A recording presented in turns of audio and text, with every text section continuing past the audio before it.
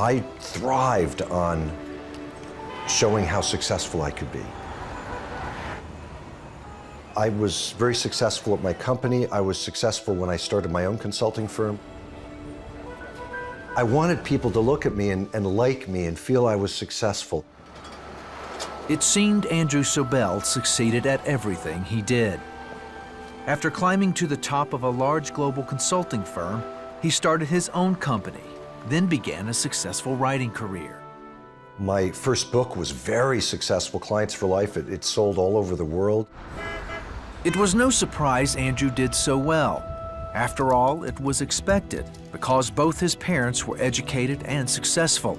They were also atheists and taught him the most important thing in life was to be a success.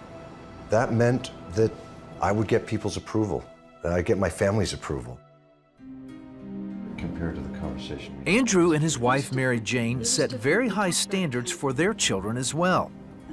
But their son, Chris, who enlisted in the Air Force, went against the grain and started living on the wild side. And he was struggling, and it was very hard for us because when your children become adults, you don't control them. You're powerless over them, really. And we struggled because we didn't really know how to help him. Then at one point, Andrew noticed Chris had changed. He stopped partying and carrying on with women. Later, he found out his son had become a Christian, despite being raised with no mention of God. Chris came to faith in Jesus because a friend of his gave him a Bible, and he read one of the Gospels, I think the Gospel of Luke. Literally, in a matter of weeks, he went from being an atheist who was raised with no faith to really putting his life in the hands of Jesus. Andrew couldn't understand why he would need that. I just never honestly came into contact with people who were real followers of Jesus. And I had never read the Bible. No one in 55 years actually said to me, you ought to think about this. You ought to consider this. Or, try reading this. No one ever did. And it was only when I saw Chris, our son, whose life had been very turned around, reading the Bible, I thought to myself, well, maybe I ought to look at it.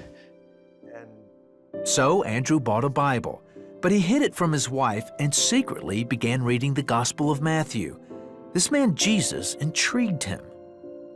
An incredible person this was, who practiced radical generosity, radical forgiveness, radical sacrifice, radical humility. I really had never read about anyone quite like this in my life. Andrew told his son that he had been reading the Bible. At the time, Chris was getting ready to deploy to Afghanistan. Before he left, he encouraged his dad to read the Gospel of John.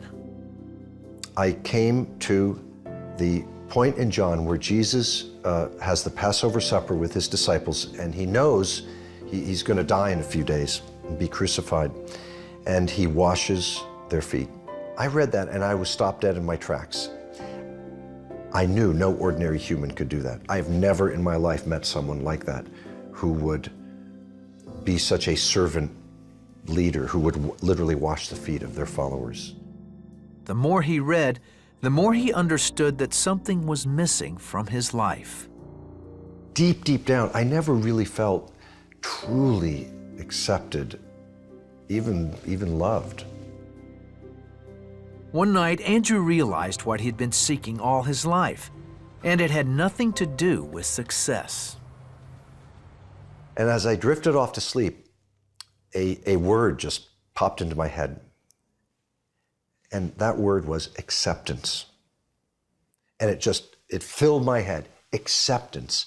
And I suddenly understood why I was reading the Gospels.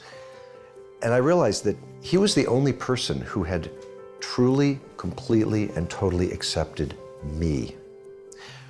He didn't care about all the status things. He didn't care what kind of car I drove. He didn't care how many books I sold. He didn't care how much money I made. He didn't care if my kids were successful or not, in terms of my worth as a person and his love, God's love for me. None of that was important. Like his son Chris, Andrew put his life in the hands of Jesus. So did his wife, Mary Jane, who had been on her own journey. They soon found a church down the street from their Manhattan apartment. Andrew was so changed by God's love and acceptance that he took his writing in another direction. I began planning my most recent book, Power Questions, as I was coming to faith in Jesus and reading about Jesus. And I realized, reading the Gospels, Jesus was a master at asking questions. Power Questions has become Andrew's most successful book and includes a chapter on Jesus' greatest question: who do you say I am? One of the biggest realizations I've had from reading about Jesus and reading the Gospels comes from John and Jesus' encounter with the Samaritan woman at the well. And what he's saying, I think, is if you try to get your meaning in life, your deepest significance from things of this world, from your job, from career, making lots of money, from having perfect children or having the perfect marriage, power, sex, whatever it is, you will die of thirst. And now I realize that the pursuit of those things, it's okay, but if that's your whole meaning in life, you die of thirst. And I really do think that through God, through Jesus, there's living water that is that perpetual satisfaction.